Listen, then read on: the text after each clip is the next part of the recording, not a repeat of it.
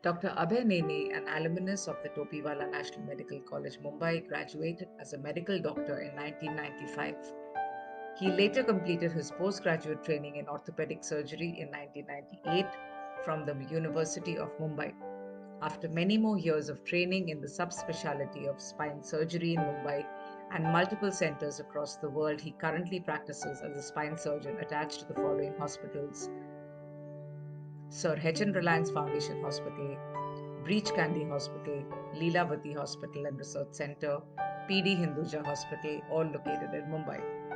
He is also the pediatric spine consultant and surgeon with the VR Spine and the Spine Foundation team. His areas of special interest are pediatric spinal deformity, spinal tumor reconstruction, tuberculosis of the spine, and osteoporotic spine.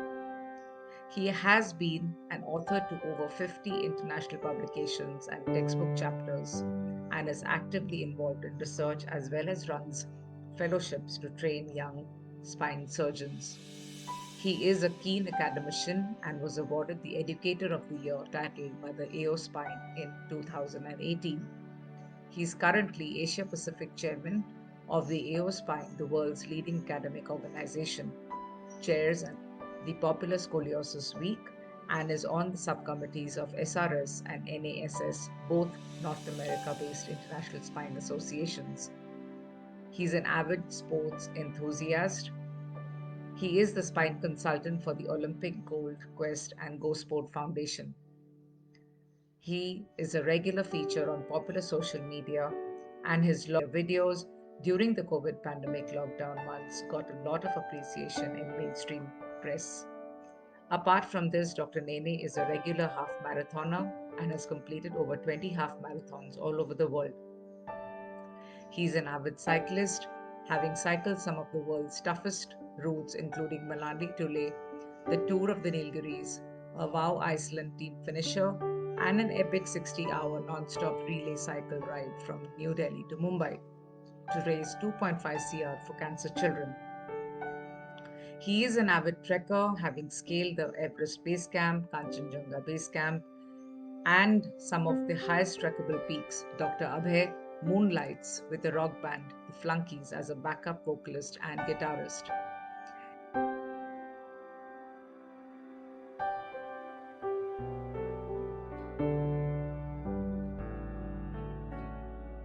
He is all of the above, and most importantly to us, the person who revived my daughter Kea's spine health by intervening at the right time and performing her spine's much needed kyphoscoliosis correction surgery.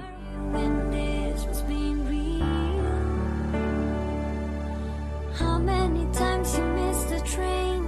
How many songs you never heard? Where were you when this was being real?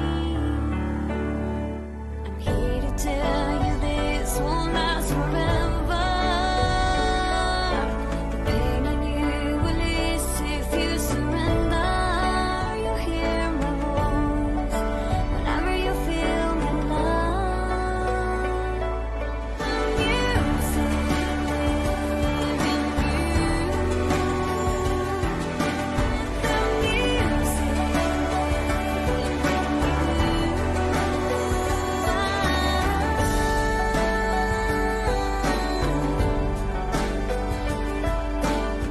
How many fears around your life? Where were you when this was being real? I'm here to tell you this won't last forever. He is today Kea's superhero. And on that note, I would like to welcome Dr. Abhay Nene to my humble platform, I Am Possible and Smart, where we speak from our hearts to create awareness and some positivity in our lives. Good evening, Doctor. Thank you so much for hopping on to I'm Possible and Smart and giving me time today evening. Monisha, thank you. You're the star of the show and I'm just a passenger. It's an SMA Awareness Month, and you know that, the community which has been classified as a rare disease community is today coming out, trying to share their stories with the public of India. trying to get their support, to raise the kind of funds that are required to, deal with the cases. So a lot more cases are coming out, and we are actually not so rare.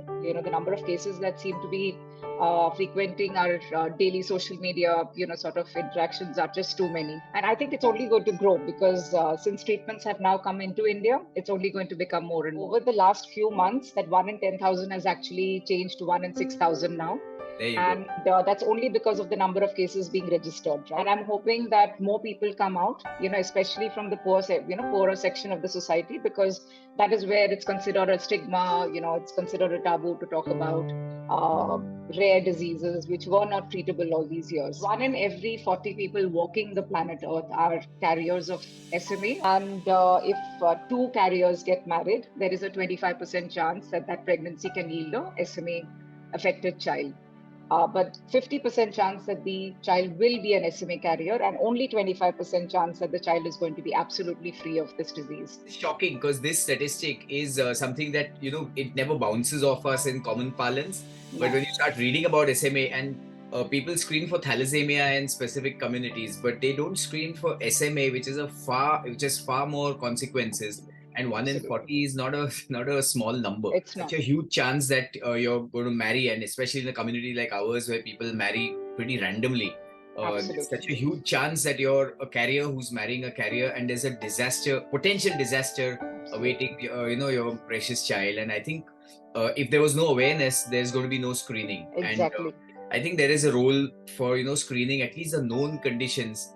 Exactly. Instead of walking into a trap. So I wanted to add one more angle to this, doctor. I'm not sure if you know what the cost of these treatments are. So it's anywhere between 16 to 17 crore an injection for an SMA type 1, which is the most severe form of disease. And you've treated Kia for her scoliosis. So Kia is an SMA type 2. And I'm having to crowdfund almost close to 1 crore every year. And I'm supposed to be doing this for the rest of my life. That's the only option I've been given. So I'm not sure how many parents would want to be on my side of the fence, right? Because it's distorted my family, not just affected Kia, medically, but I think it's completely broken down my machinery here, starting from my marriage to my work life to everything. So parents of SMA children are trying to do, especially the active ones, are just our bit to create that little bit of awareness to ensure that other parents do not land up on our side of the fence. So intervention doesn't really begin at the newborn screening level. It begins at the time of preconception. Even when a couple wants to go in for conception of a child and they want to grow their family, a simple blood test can tell you if you are a carrier or no. And if you are a carrier, there are methods to circumvent this kind of conception where your child can be subjected to any of the any possible variety of SMA. So what we are sort of pleading to everybody who's listening to us, that we do this Janam Kundli mapping, right? You're aware of this. This has been going on for ages in our society. But along with that, if a simple blood test can be done, rather than just checking if you're HIV positive, if you're sex safe, if a simple blood test can be done just to check if you're a carrier of any sorts, and that can sort of really help. In lots of things from being incidental, right? We hang our hat so much on myth, and when there's a practical solution ahead, we don't practice this. And I mean, this goes further into even gene mapping, and it goes into amniocentesis for likely other diseases also. And there's so much preventable stuff out there, and to get healthy babies. I mean, so I think I'm totally on your side when we try to advocate this kind of, you shout it out from rooftops that this has to be done. I think a country like ours could tackle polio. So I don't see how something like this cannot be done. We are trying to not just talk to doctors and experts to create awareness on the disease and the management, but I have tried to reach out to politicians, inviting them to please come and speak to us, and if there is any way in which we can use a public political sort of a intervention to bring about awareness, because it has to reach the masses, especially the 60% of the population which is in the villages, and they suffer in silence. They cannot speak, they cannot get their voice out in any medium. And somewhere I feel crowdfunding and all of this comes much, much later, right? The basic signs of empathy is try to reach out to another human being and make things possible, right? Isha, you came to my life like a wind of change, because I have been in this business for 25 years plus, And I've been, some of the first surgeries that I did were on children with muscular atrophy and with deformities. And these kids would come from a very poor and a very illiterate kind of a background.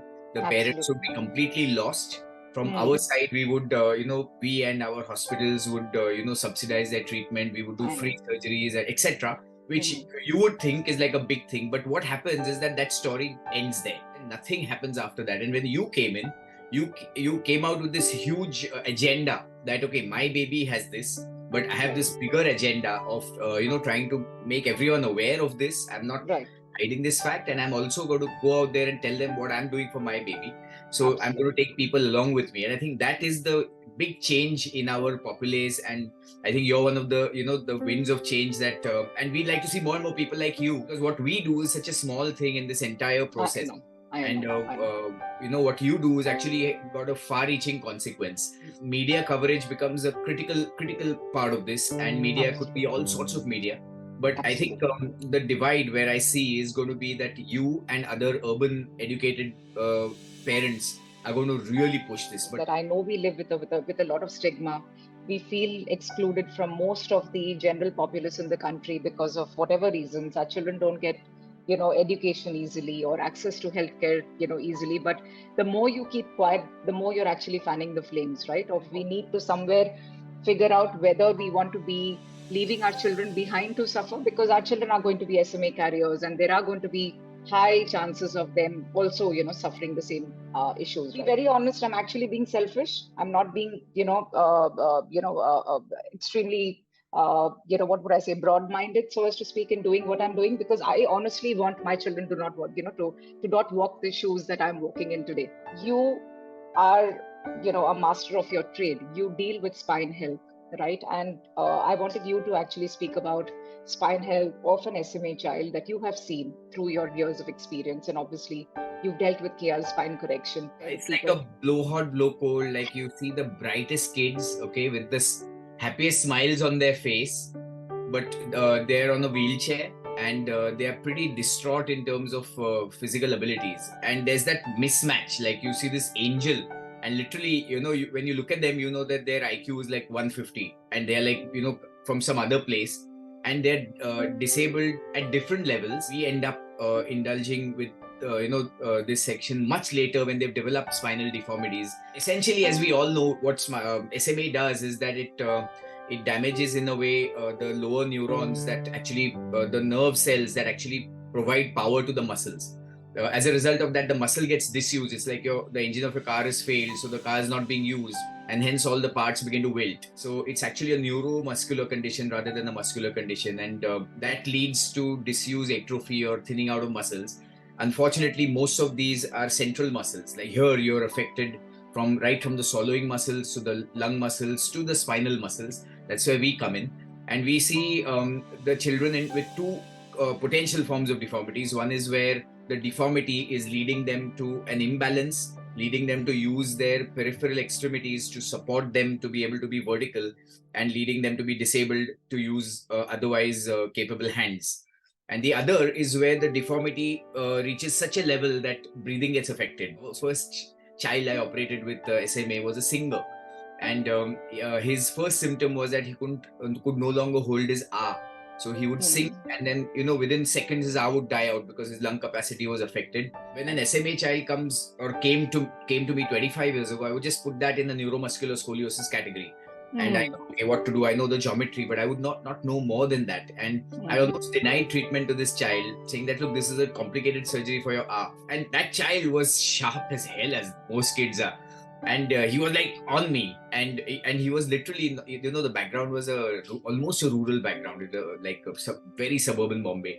And then I had to go back and talk to my peers and exchange this, and they said, look, this is the first sign, this is the best chance to go at him, because after this the lungs are going to go down. I learned something from there, and the happiest moment was when he went to Dubai about 6 months after the surgery and did a show there, and he sent me a video clip of holding his arm. He taught me a big lesson in life, and I think every child teaches you that lesson. Absolutely, doctor. In fact, that brings me to this first myth that I wanted your, insight on. A lot of people say that this is a corrective surgery one can do without it. I have met senior SMA patients, people who are into their 20s and 30s with deformities of different kinds, right? So the less severe forms are SMA type 3, type 4, and there are people who are living with this deformity. So I was actually discouraged by many people to go ahead with it, and they would tell me, no, Monisha, it is going to be very difficult. The child might lose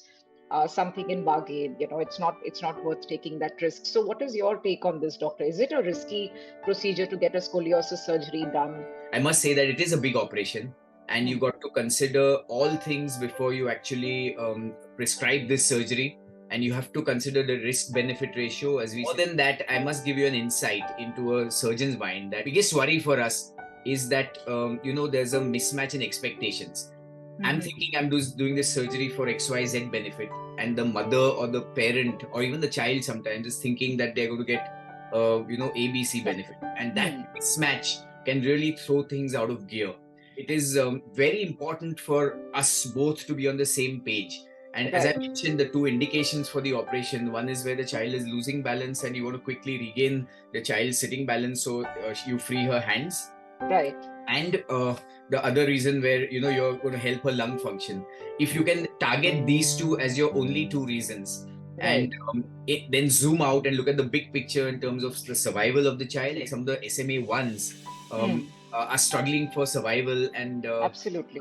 So I'm again going to give you a dark story where there's a SMA one baby who's like falling over, and parents are selling their home to have a scoliosis surgery done when the child's life expectancy is going to be a few more months maybe. So that's where you want to then again counter counsel them and tell them about the risk benefit ratio. But in a nutshell, it's a very, very worthwhile surgery if it's done with the right indication. Though the complications of scoliosis surgery are getting lesser and lesser with doctors getting better trained and technology reaching a higher standard. Though the neuromuscular scoliosis is amongst the more complicated procedure, but must give you a philosophy that these children come in with a smile and you cannot go wrong with them. And all the complications mentioned in the books, I know the next one could be around the corner, but I've literally never burnt my fingers going into this, because there's a goodwill on both sides of the table. That these children are actually okay from here to here, right? They're everything to do with their... They're not okay, they're super normal. Exactly, their brains they work overtime, and they are thinking individuals, right? They have aspirations. Some of them want to become singers, authors, writers, painters. And somewhere I feel they empower the parents to take the first step. If you ask me internally, Kea was the one who mobilized me. Otherwise, I was pretty complacent and happy that she's just alive and amongst us, right? But when you see that the child is struggling so hard on a day-to-day basis, trying to get better at a skill because she wants to make a survival out of it, I don't see how any parent can refrain from doing what they have to. And what has also happened, doctor, is that today that there are medications which are prolonging their lifelines. These children eventually will live. What I foresee is that they will eventually live on to face complications, no doubt, because the medications are not really repairing the condition. It is only arresting the condition from progressing. That somewhere, we will need experts like you coming in, intervening their survival at some point, and, bettering the breathing condition, etc., etc. Is there any hope for these older patients? Absolutely. And, the hardest complication of scoliosis, that's a spinal deformity correction surgery, is that you pull the nerve over and, you lose strength in the legs. So the big risk of scoliosis surgery is already mitigated, preempted in this operation. Then all it remains is a hardware surgery. I am not trying to oversimplify it, but it's a surgery that, most people could avail of. The big issue being the expectation mismatch. I'm saying this again, that when someone with a bad deformity comes in, either they're thinking that I'm going to make her cosmetically look beautiful, or or they're thinking I'm going to cure her SMA, and that is not happening. Expectation mismatch is corrected. I think even adults can or should have this operation, and today this operation become much safer. Our spine foundation is now traveling everywhere. We are going to this. We pick and choose rural areas and do these surgeries. I mean, these are bigger surgeries, I must say. We're doing spinal surgeries in much smaller rural hospitals. We as a unit should reach out rather than expect them to come to us. and it's associations like yours that can actually connect the world.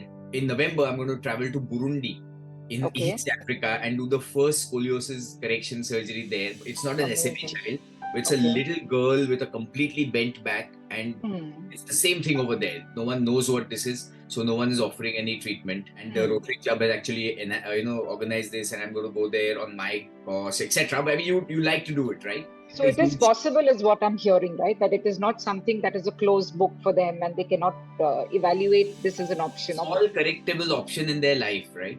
So it will go a long way, because what other things can be really corrected? The SMA children die due to, the cases of pneumonia. Their lungs get affected, right? They're not able to breathe and release the secretions, and that is when it floods and, it takes away lives. If breathing can be corrected, at least some amount of an increasing of the lifeline can be done to a certain extent. You know how much we struggle to decide which hospital to get this operation done for Kea.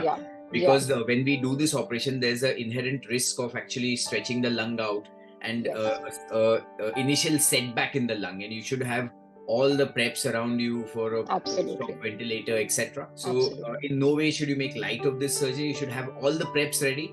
But again, I must say that I must have operated 24 different types of muscular dystrophies and atrophies in my career, and really not had this kind of a setback. And these surgeries, if done in the right setting, can be done in 3 hours. And it's like quick in, quick out. And so the team begins right from the neonatologist to the pediatrician, of course, to the parent who's going to be the captain of the entire show. And then it moves on to the pediatric respiratory physician, the physical therapists, leading up to a surgical interventionist who should have his own team. So, when I operate, I'll have another surgeon with me who's doing half the job. So we are working at double pace. We have an anesthetist who's trained in doing this surgery, because it's not this kind of anesthesia is different. We have, backup ICU for pediatric is different. Like adult respiratory physician will not look after a pediatric. We have a hospital which has which is low infection rates, etc. We have post-operative rehabilitation available. We have people who know that, okay, now that this big surgery is done, but the child's spine is stable. So I want to get her sitting up on day 2 and day 3 and not just be languishing, because each thing is like a step ladder, and if it doesn't push the other one, it's not going to lead to a good result. Creating these teams where the cornerstone is I think a voice which you seem to be giving. As a part of the Spine Foundation of India, right? Is your team fully equipped to do these surgeries? Like you said, you're already doing this in the less privileged areas. So do you have this entire team who is mobile with you when you conduct these surgeries outside? Totally, yes. Of course, there's going to be some, I'm going to see depreciation when you go to a smaller place. But we have at least 3 hospitals in the places where we work, which are like tertiary care municipal hospitals or government. There's a D.Y. Patil hospital in Kolhapur, which is pretty state of the art, and it's free surgery over there. And our setup in Gadchiroli also has a good backup, and we have a big setup in Dharampur now in Gujarat, which also has. So our foundation will actually fund for the child. So the philosophy of the foundation is that if we are not able to offer you the surgery that you need at your place, we will bring you to us. And this Friday, we are celebrating 1,000 surgeries at the V.N. Desai Hospital, which is a municipal hospital in Bombay, which we have adopted. So spinal deformity is one part, but overall, spine disease is the second or third most important reason for a doctor consult worldwide. So even when we did our first recce in central India in Gadchiroli, we realized that after child pediatric health, back problems were the biggest problem that even the Adivasis and the farmers face. So there was a need. It was not like, I'm a spine surgeon, so I'm going to go there and offer spine surgery. That was the need of the place. And now the more places that we have percolated, we've realized that that is the lacuna, as you said. And since we have the thing on offer, and our captain, Dr. Bhojraj, who's like the god of spine in many ways, led this movement from the front, has had this big social gene in him, and he has created this whole foundation, and it's because of him that it's running. We have lots of people who willingly donate because of the goodwill that is generated by all the members of the foundation, because they're out there, traveling in red dabba STs to Nandurbar or wherever else themselves. Right. And Right. doing these operations, taking their own stuff, and of course not taking any surgeon's fees, and spending sometimes 4 days over there of their lucrative career back in Bombay. It becomes quite apparent that you're leading to the right cause. We are getting a lot of social attention, and we have now 16 centers that are actively working. But Amazing. I think the dream would be to have all these 16 centers capable of handling an SMA child, right? Or complicated scoliosis. So hospitals like Leelavati and HN have a charitable wing. If the patient is truly deserving, they really flatten their fees, and we are able to do most surgeries. Problem like it is for you is the reach. Like the reach, and also how do you create awareness? How many people know that there's an SMA, association in India? How are we going to reach out to that, billions of people? How are we going to reach out? How you have types of doctors and types of surgeries. We have these types of communities in the country. So there could be a Down syndrome community, there could be a SMA community, there could be an autism community. And since we have so many voices today and there are common goals, is there any way, doctor, you feel there could be some sort of a collab, and this could be a bit futuristic? I can tell you what we do at this moment and what we can further do. What we do at this moment is, we work on three grounds. One is that we've created a spinal deformity clinic at the Wadia Children's Hospital, which is a completely charitable hospital, and we do at least one spinal deformity every week there, free of charge.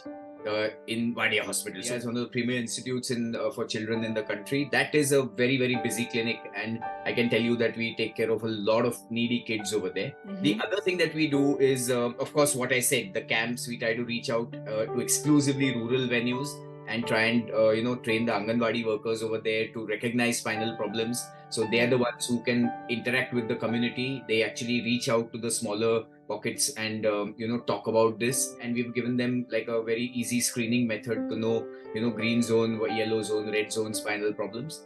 And the third thing we do is, as an academic level, 2 times a year we conduct a very, very academically exclusive workshop called the Scoliosis Week, where we train 12 surgeons between the age of 35 and 45 to do scoliosis surgery. So 2 of us, myself and Dr. K.V. Menon, who's one of the leading scoliosis surgeons in the country, we spend a week with these surgeons in assigned hospital, and we do 8 or 9 scoliosis surgeries in that week. Again, everything is free, of course. By doing this, we've created a community of about 300-400 scoliosis surgeons by now in our subcontinent. So that includes Nepal, Bangladesh, Sri Lanka, and of course, largely India. Many of these guys are working in government hospitals. Now there are multiple AIMS hospitals. There are KGMC in Lucknow. So all these guys learn, and then they are like exchanging cases, and we give them constant support. So even students from 10 years ago are still exchanging cases, and we are still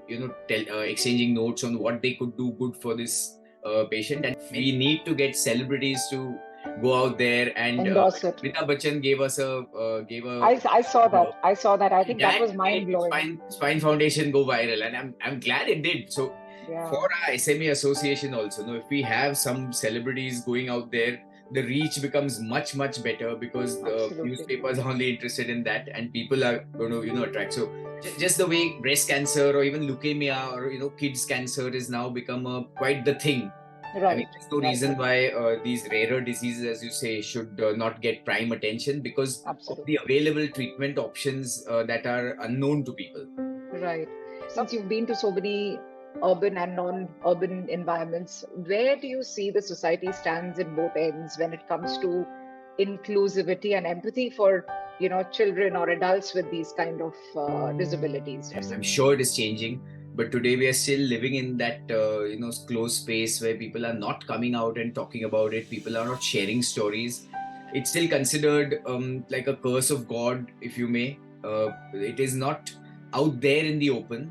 That's one bit. I must say that parents are, of course, fully invested, but we are talking of the immediate society around them.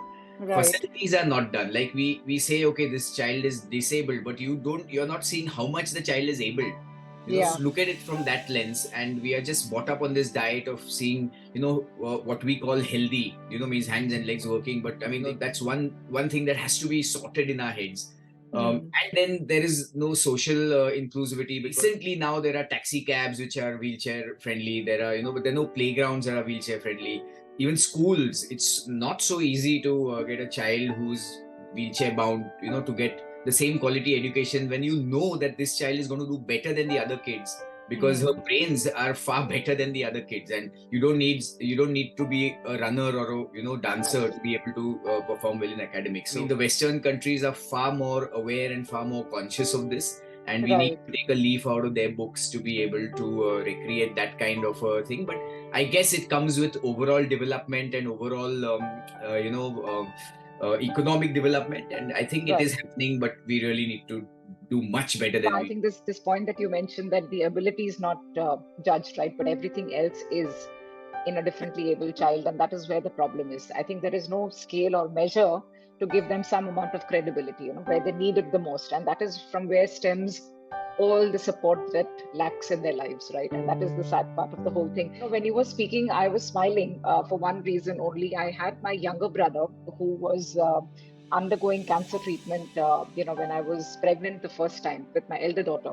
And Dr. Advani, I don't know if you've heard of his name.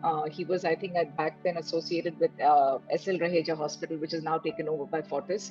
And he was the first, I think, well-known, onco specialist or a doctor that I had seen on a wheelchair. I think that vision left behind a mark, because that time, those days, I was just first-time mother. I didn't have any brush with SMA. Kia came much later.